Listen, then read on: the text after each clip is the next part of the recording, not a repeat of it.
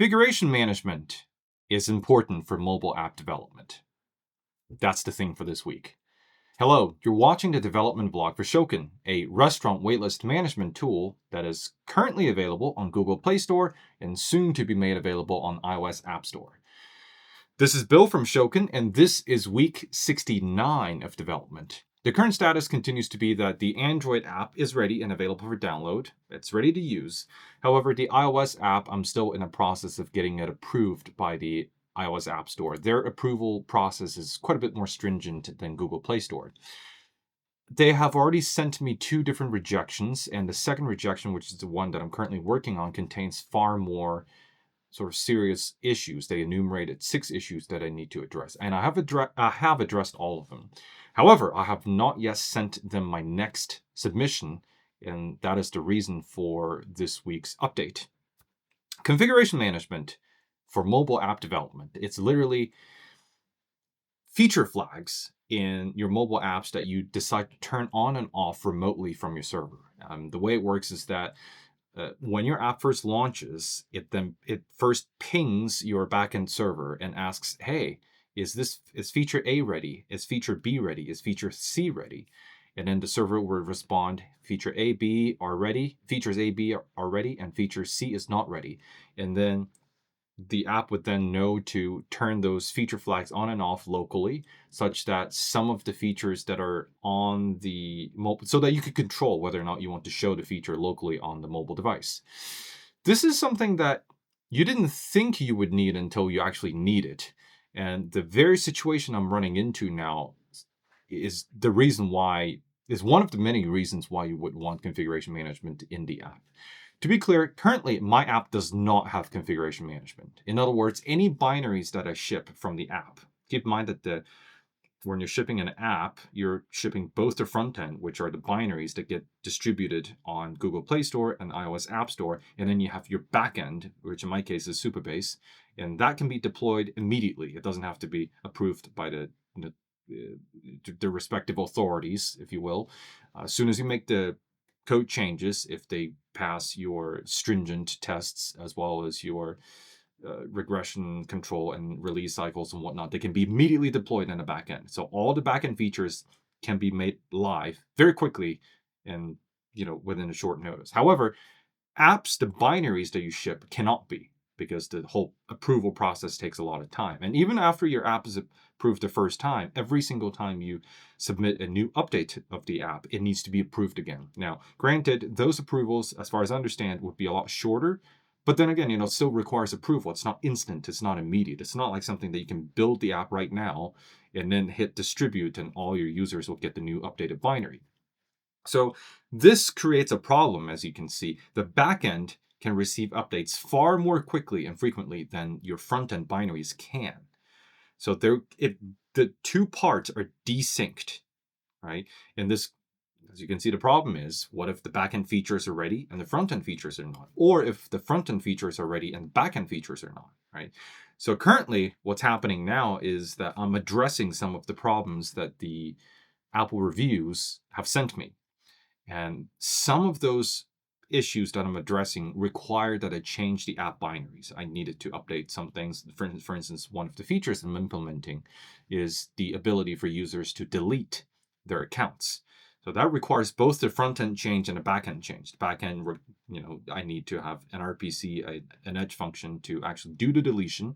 And then the front end needs to have the buttons for the users to press to initiate the deletion process. So that's done.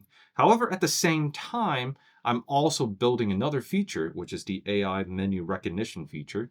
In other words, when the restaurant host wants to entice their customers to look at the menus ahead of time when they're viewing the wait list, they could put in the menu by hand manually, but that would be very tedious. So I'm building a feature where they can just simply snap a picture of or multiple pictures of their menus, and then I use my AI backend to then parse all the pictures into a nicely formatted menu situation to present on the waitlist, so that if you're a customer of this restaurant, you're waiting in line, you have nothing better to do, you can look at the menu and mentally decide, oh, I want this, this, and that, and get ready for the big meal, right? There's benefits. It increases retention for your customers. Your customers won't be bored. They'll be looking forward to, they use their brain to lock in what they want to eat. And then that encourages them to stick around, even if the line is very long. That increases the retention for the restaurant owners, and also reduces the turnover time for the restaurant, because the customers wouldn't have to spend a lot of time reading the menus after they're being seated. In any case, I don't have to sell you the features here. This is a developer update. I'll sell you the features in my marketing update. As I'm developing this feature, as you can imagine, there's front-end work as well as back-end work. The back-end work turned out to be not trivial at all. The back-end work turned out to be probably as complicated as the main feature of the app, which is the waitlist processing of the app. So they are currently in a desynced state. And on top of that, I've already shipped the account deletion features on both ends. But the problem is I cannot submit my binaries to Apple because the AI feature is half-baked. And I have no way to turn it off right now because I don't have configuration management. The only way for me to turn it off right now is to go into the app code and hard code a no on the feature that I'm building in terms of AI. And that's just... what that means is that if I did that, I probably would have to do that in order to submit my app to app review sooner than later. But if I did that, that means next time when the AI menu scanning feature is actually ready, both on the front end and the back end, I'd have to submit a new binary because I'd have to go into my app and toggle on the features for AI menu scanning on the mobile binary part. And that becomes a new binary. So that means that Apple and Google would have to read the binaries again and reapprove the process again. And that's going to delay it even further. And on top of that, what if, after I rolled the feature out, I discover, oh crap, there's like bugs in this feature that I hadn't discovered during development process. I need to turn the feature off, all right? I could turn the backend off, but then the front end would show, oh, something's wrong, something's not connecting. Not a very good user experience.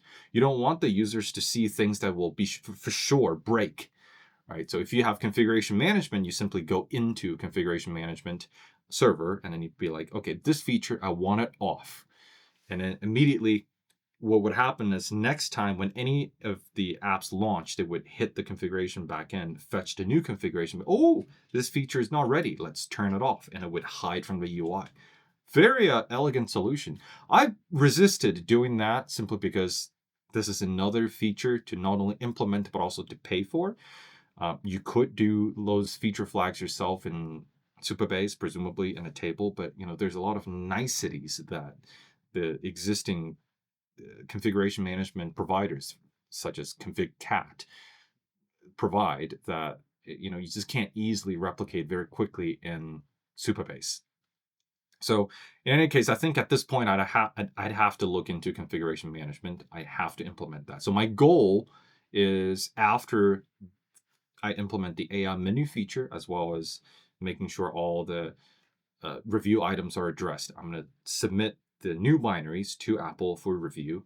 And after that, the very first thing that I will do after that is putting in ConfigCat, because I need that as I continue to develop features for this app. That's it for this week. I will see you next week.